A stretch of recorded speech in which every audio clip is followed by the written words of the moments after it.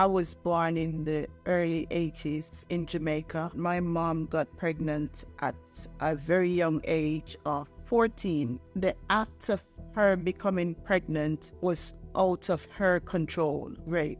My father didn't accept me. There was news that I wasn't his child. I was around 4 and 6. I was visiting my grandmother and a cousin. He was an older male, and I remember I was laying on the bed, sleeping. I had noticed that he started to put his finger inside my vagina. I wasn't taught that that was wrong. When I was about 8 years old, another parent then come and join, and I remember there wasn't a door on the room. There was this particular day, I began to get beaten. I was in so much pain. I had to keep my head down. No one knew, no one noticed, no one said anything. It carried on. I had to look after my siblings. It was always that. I was more of a Cinderella. I learned to wash the dishes, clean the floor, go to shop. So I always did that from a very early age. I remember one of the most severe time was there was an injury to my mom's finger from work. My brother at the time wasn't well, and so he needed to go to the doctors, and I had to take him at 9 years old. I remember walking along the street.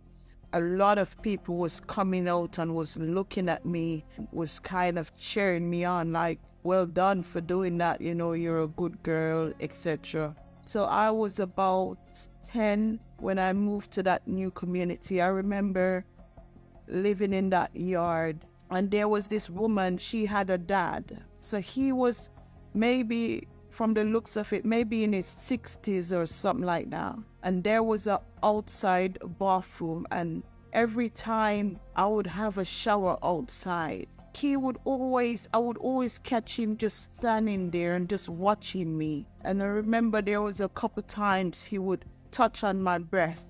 I didn't take it for nothing because I was never taught about any kind of privacy or body safety. It was always a beating. There was never a time when I've been spoken to. If it's not a beating, it's a curse word. I then had a friend who she was around the same age as me. I would get a beating if my mom catches me with her. There was this particular incident, something to do with money. Someone broke her house and took her money. Some armed robbers. After the incident, my mom blamed me and said it was me. Those guys who came to rob her, those were my men. I'm with them. I'm sleeping with them. I used to argue with my stepdad that he's not my father. And I remember there was a particular day I was washing some clothing. He must have said something, and when he said it, I said, "You're not my dad." And he got a machete and he started to beat me with it, and that was it. There was no care for me, and I noticed he never hit his child, never hit him, not once. I never saw him. He had permission to beat me. It didn't cut me, but he would hold it in a way where somebody would use the palm of their hand. So rather doing chopping motion, he would use it as like a belt to slap me with it. Nothing came of it. My mother never said anything. There was an Easter holiday coming up, and I remember my mom saying that she's gonna send me to my aunt's for the Easter holiday. And till today, that holiday hasn't ended. My mother literally tricked me into sending me away. A particular night, I must have fell asleep. I was laying on my back, and she said, the way how you're lying on your back sleeping, there is a whole heap of wood waiting for you. So let me break that down in English term. The way I'm laying on my back, there is a whole heap of waiting for me. I didn't get it. It didn't make sense to me. But when she took me to my aunt had a partner at the time, and I remember my mom standing in front of my aunt, that man, he was somewhat a stranger to me. I wasn't close to him, so he was still a stranger. And I remember her words was that she take white fowl blood, you know, the chickens that they raise to grow so they can sell them. She said she'd take that and wash her hands of me in front of my aunt and this gentleman. I then noticed later he would somewhat be nice to me. So he would give me things. When the ice cream man's come in, you know, he would give me some money to go and get it. Stuff that young girls would want. Over about 2 years, he would do these things. Anytime I'm in the shower, he would come and he would stand there. He started to say stuff like, oh, you are not a virgin.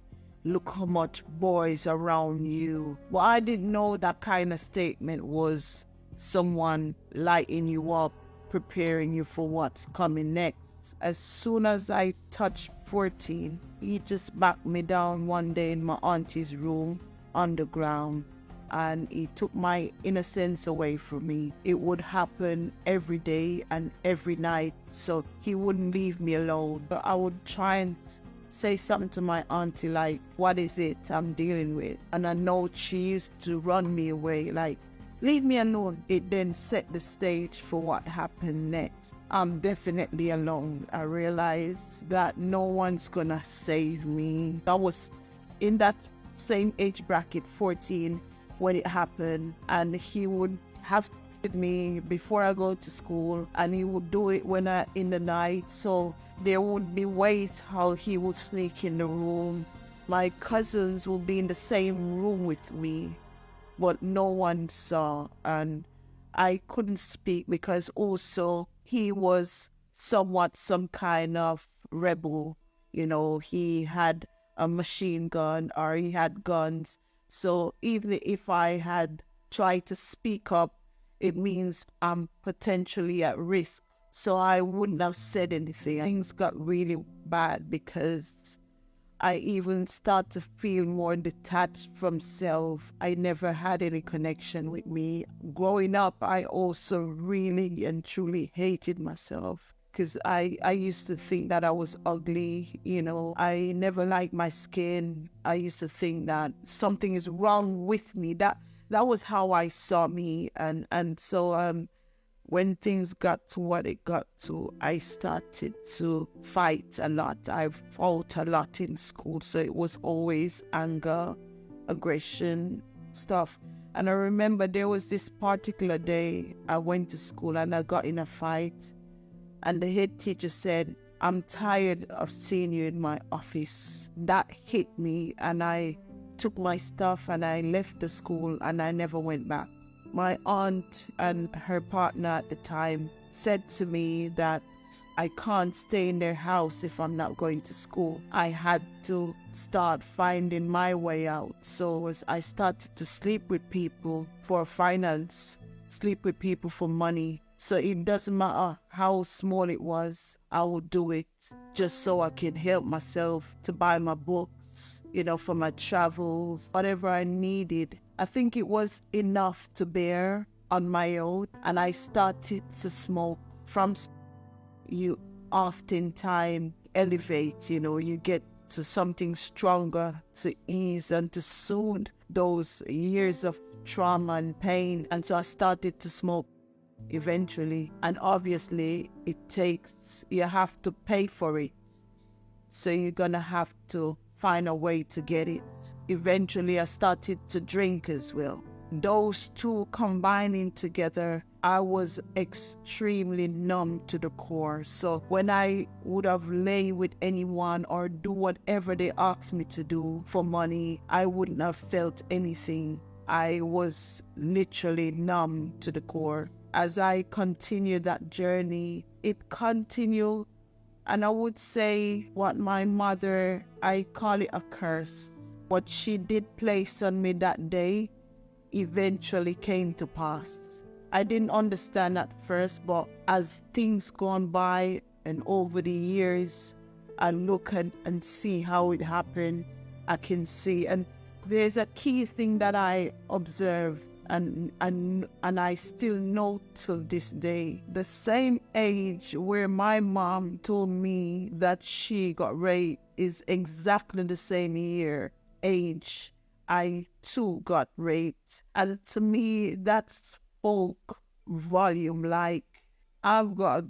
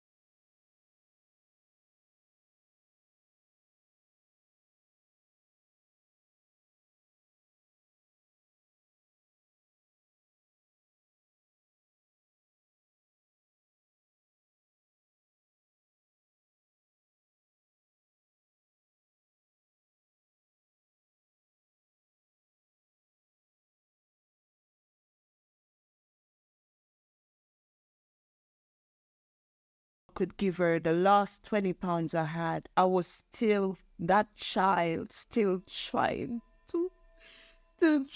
to get some acceptance, you know.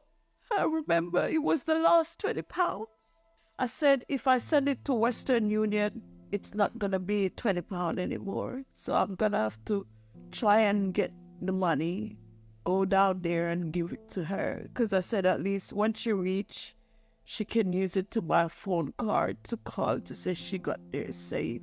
I believe also that was a seed that I sowed on a spiritual level without even knowing. Because after that 7-year period of that turmoil life, I did accomplish quite a lot, I would say, because I was working for a hotel where I did got my level 1 qualification. I had that determination. I wanted to improve myself. So I then came to the UK, and that was another hell. I was going for a lot through the passing, through immigration. There was a lot of back and forth and issues that arise. They didn't want to let me in. They literally gave me a no entry, which is 24 hours in the country. Stuff happened, really, really dangerous stuff happened. But I was able to get through it and starting to figure it out. And eventually, I was able to achieve and to accomplish my right to live in the country, to be able to obtain my citizenship. And I did it all single-handed without her help. I would say God never left my side. That was the only thing I had. I didn't have an identity. I didn't have any confidence. Self-worth? What was that? I didn't know what that looked like, what that meant.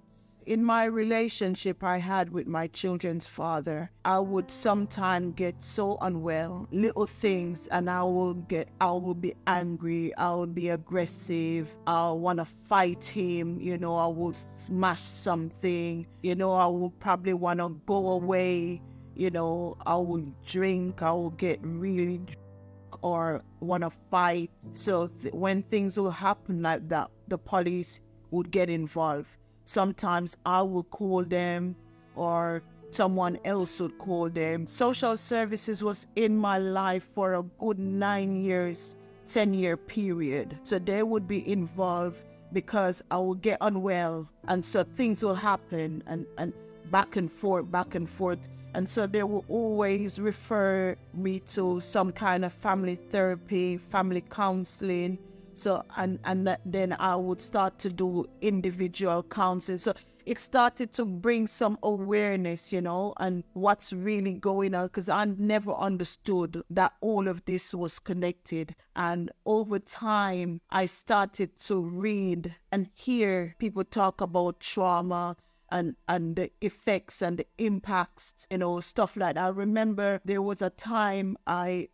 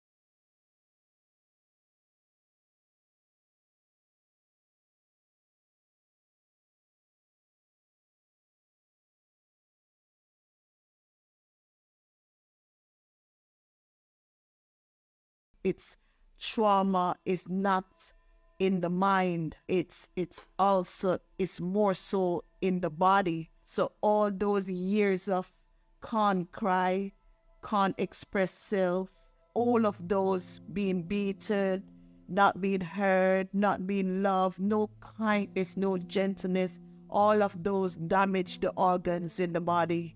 And so you're in a frozen state. Because initially my outlook was mental health.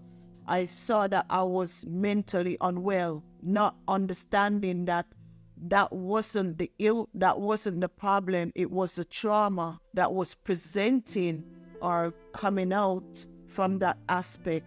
And so I remember so that was one of my favorite books. Then eventually I started to work in mental health recovery. So that kind of helped me to swing a bit deeper, not only just mental health on surface, but I started to understand the different symptoms, the different diagnoses. And as I worked in that environment, I'm then observing others. There were similarities between us, even though the stories weren't the same. And I start learning about the somatic and about the nervous system and understanding how different organs holds trauma and how it plays out in our everyday life, in our health, in how we respond and relate.